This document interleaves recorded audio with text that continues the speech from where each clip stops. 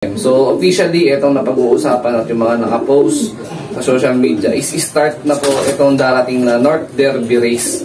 Sa mga coordinator at mga members na nagsasabwatan at gumagawa ng anomalya sa ating pigeon industry or pigeon racing is automatic ban po sa lahat ng club, North, South, and NCR sector. So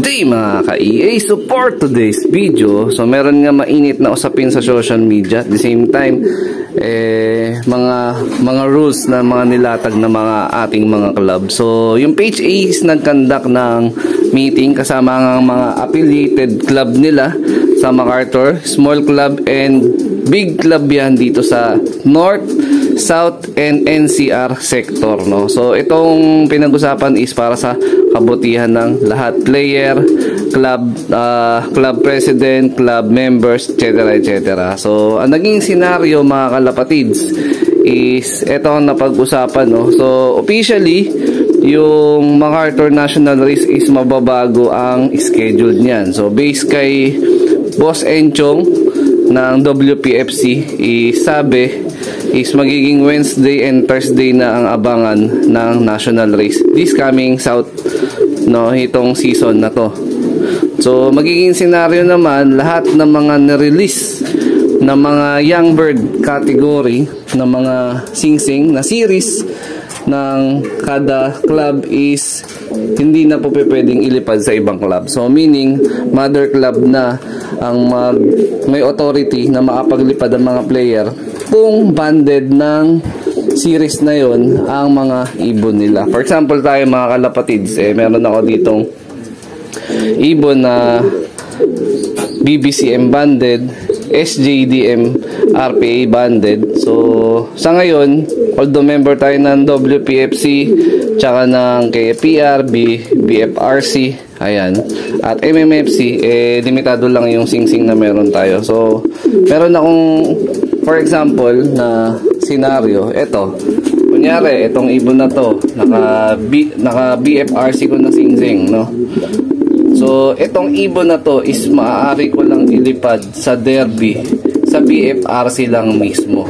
So hindi ko siya pwedeng idamay dun sa iba kong banded ng PBCM. For example, isa na lang naiwan ko sa training or may sasali ko sa derby sa BFRC, tapos sa BBCM naman is mga 3-4 pa, pero dahil para isang largahan na nga lang, isasama ko na tong ibon na to para sa BBCM na derby. So hindi na po maaari yun. So kung saan ka member at meron siyang series na singsing mga kalapatids ng young bird, dun mo lang siya pwedeng ma-derby. Kung training, walang problema, pero pagdating ng derby, strictly yun po ang napag-usapan sa meeting na yun, no? At the same time, pinag-usapan din doon yung mga rules regarding sa mga may balances sa singsing ng MacArthur. So last season is marami atang hindi nakapag-remit.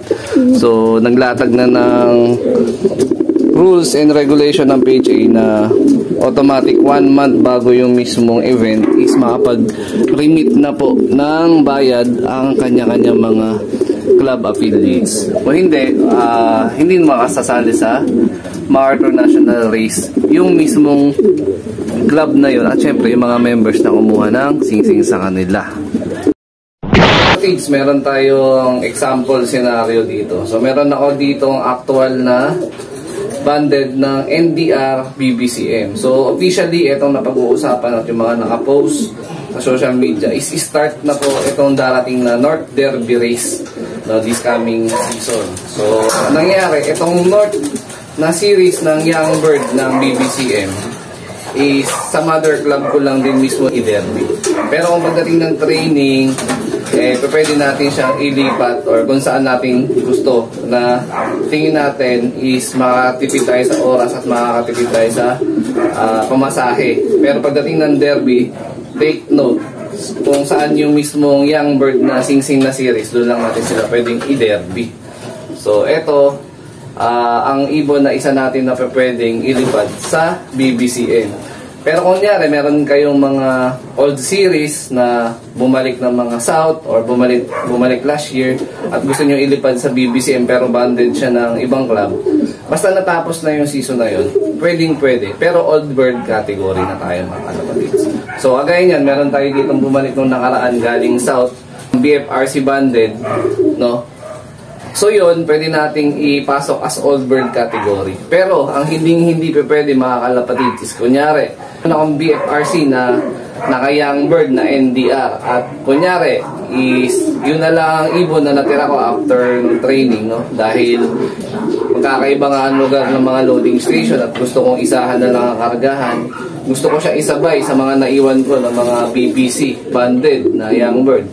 No, hindi ko siya pwedeng isabay doon kasi rules is rules. So ang napag-usapan, mother club lang ang pwedeng authorized na makapagpalipad kayo kung saan yung categorize ng young bird na singsing ng mismong ibon ninyo mga kalapatids. Tama po ba yun? Ang napag-usapan sa mismong meeting is para sa ikakaganda syempre ng bawat club na rin. Ayan. So magbe-benefits dito lahat.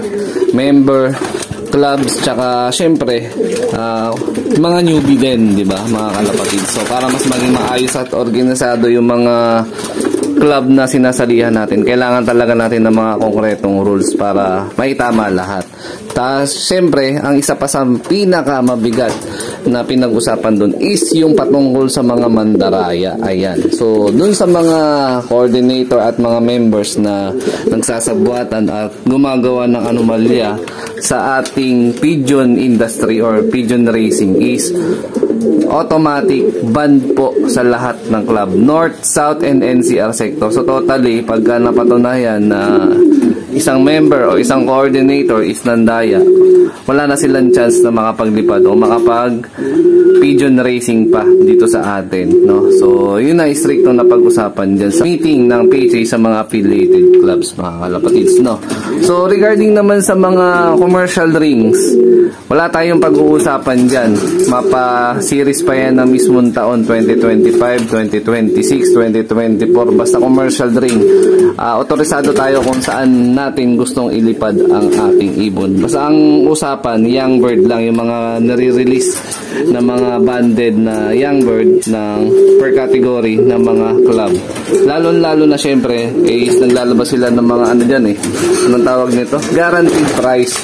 So para masuportahan natin ang bawat clubs, syempre kailangan natin maipagtulungan din sa mga sa mga club tsaka sa mga members, no. Sunod tayo sa mga rules kasi syempre kung walang mga club, walang magti-champion pagdating sa mga club na racing, no. So sila yung katuwang natin para mapatunayan yung mga ibon natin na mahuhusay at the same time bilang pansir, no. So sa kanila nanggagaling lahat ng effort para makapag-derby tayo ng maayos at maging masaya lahat.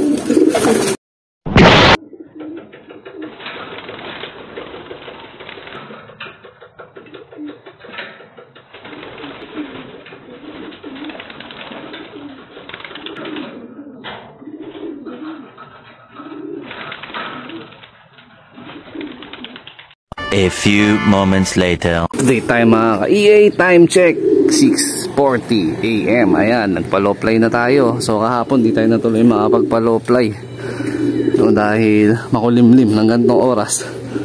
So kahapon nag-uulan na naman.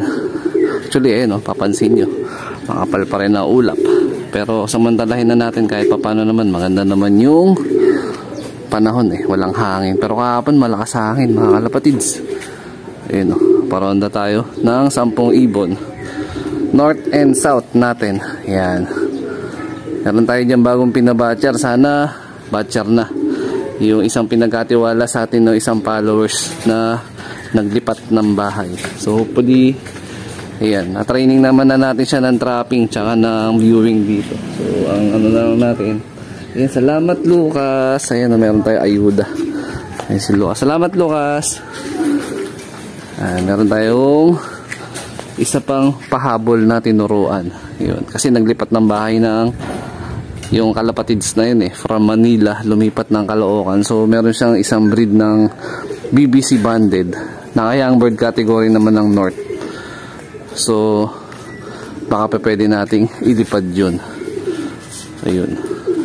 I mean south ata yun. Pero check ko, nalimutan ko kung anong series yung band na yun eh. Pero dahil nga may mga rules na mga lumabas, kailangan nating maipag-cooperate doon, no? Hindi ko pa pala na double check yun, yung ring band doon, kung anong series nung pinakasingsing, kung north ba or south.